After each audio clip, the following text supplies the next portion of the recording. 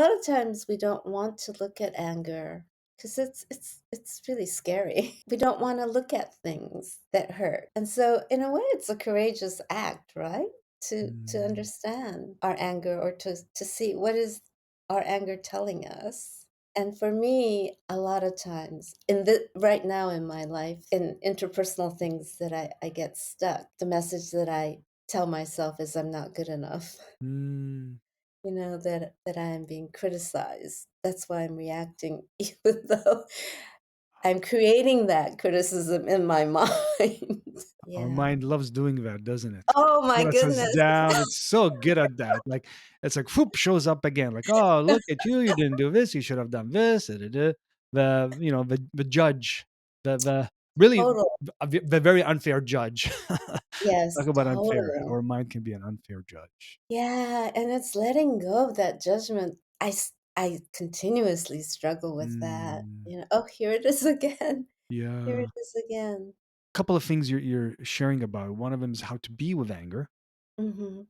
But also, what I heard you say earlier is, anger or mindfulness, feeling anger with mindfulness doesn't mean inaction. It's actually a form of activism, Right, it right? I is. mean, that's what Thich Nhat Hanh represented, like working on peace, or Yes. Gandhi did. I mean, Gandhi and or Dr. Luther King. Martin King. Exactly. Right. Yes. It's not through hate, No, but it's not. it's also not in action.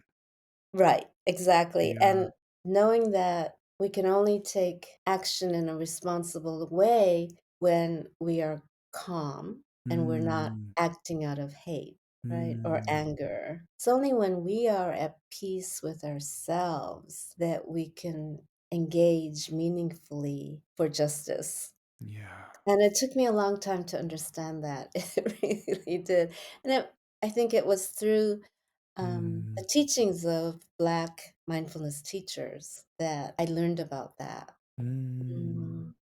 mm, And they talk about suffering, mm. right? And when they talk about suffering, it is really an immense suffering of what it means to be Black in Yeah. North America. Yeah. The legacy of what that means, Mm, that suffering, and to really being in touch and open and being able to also transcend that, ah, right? And they talk about understanding themselves as people and not a racial construct that society has put on them. mm, So there's a internal liberation there.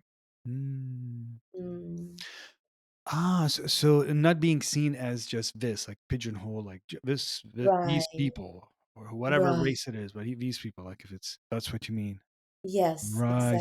exactly. Seeing as people. Hello there, and thank you so much for stopping by this channel.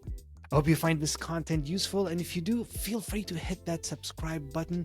It will really help me to reach to more people and keep this content going. Here we are journeying together, and let's see where this takes us.